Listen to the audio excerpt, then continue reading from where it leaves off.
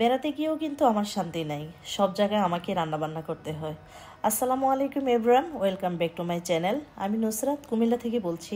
দেশ এবং দেশের বাহির থেকে যেখান থেকে আমার ভিডিওটি দেখছেন, আমার এই ছোট্ট পেজে আপনাদেরকে স্বাগত জানাই। তো আজকে আমি আমার বোনের বাসায় বেড়াতে এসেছি।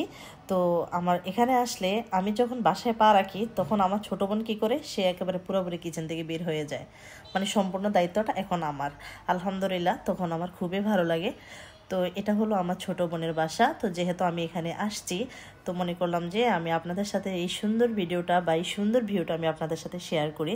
অবশ্যই কিন্তু আমাকে কমেন্টস করে জানিয়ে দিবেন যে আমার ছোট বোনের বাসার এই যে গাছগুলো সে লাগিয়েছে তা দেখতে কেমন হয়েছে। আমার কাছে তো মাশাআল্লাহ অনেক ভালো লেগেছে আমার কাছে। আর সে খুবই গাছপ্রেমী, আর সে খুব সুন্দর করে বাসাটা সাজিয়েছে। তো আজকে আমি আপনাদের সাথে শেয়ার করব খুবই মজাদার একটা রেসিপি।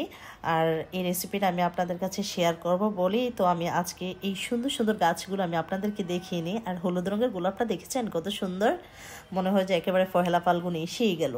তো এই তো আমি আজকে গরুর মাংস রান্না করার জন্য সম্পূর্ণ মশলা যা আছে সব কিছু আমি টেবিলে নিয়ে আসছি, আর খুব সুন্দর একটা পাতিলে নিয়ে এসেছি রান্না করার জন্য। তো এখানে আমি 1.5 কেজি পরিমাণ গরুর মাংস নিয়ে নিয়েছি। তো গরুর মাংসটা আমি আগে থেকে খুব সুন্দর মতো কেটে ধুয়ে তারপর নিয়েছি। তারপর এখানে আমি সম্পূর্ণ মশলা দেওয়ার পালা। এখানে আমি প্রথমে 2 টেবিল চামচ দিয়ে দিয়েছি আদা বাটা, 2 টেবিল চামচ রসুন বাটা, আর এখানে আমি বড় সাইজের 2টা টমেটো একটু চিকন করে কেটে নিয়েছি, সম্পূর্ণ দিয়ে দিলাম। তারপর এখানে আস্ত মশলা মানে গরম মশলা যা আছে সব দিয়ে দিয়েছি, স্বাদ মতো লবণ দিয়েছি। তারপর এখানে আমি দিয়ে দিচ্ছি হলুদের গুঁড়া, মরিচের গুঁড়া, তারপর ধনিয়া আর জিরার গুঁড়ো দিয়ে দিলাম। সব কিছু দিয়ে এখন আমি পেঁয়াজ কুচি দিয়ে দিচ্ছি, দিয়ে এখন আমি রান্না সয়াবিন তেল দিয়ে এখন আমি মাংসটাকে খুব সুন্দর করে মেখে নিব আর তারপর ম্যারিনেট করে নিব।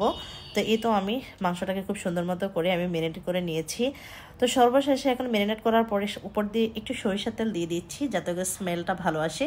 আর উপর দিয়ে কিছু কাঁচামরিচও আমি ছড়িয়ে দিলাম।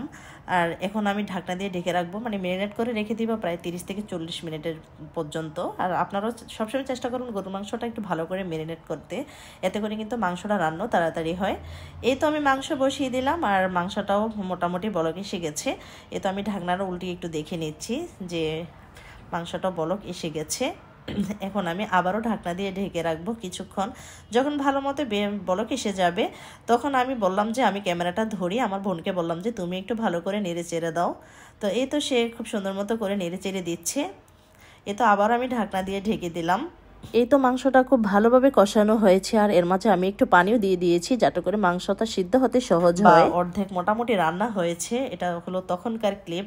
আর মাশাআল্লাহ এই মাংসটা খেতে কিন্তু খুবই ভালো হয়েছিল। তো আজকে আমি আলু দিয়ে পাতলা ঝোল করব। তো যখন মাংসটা বেশিরভাগই হয়ে গিয়েছিল তখন আমি প্রেসার কুকারে দিয়ে দিয়েছি। আর প্রেসার কুকারের আলু খেতে কিন্তু বরাবর আমাদের কাছে খুবই ভালো লাগে সব সময়।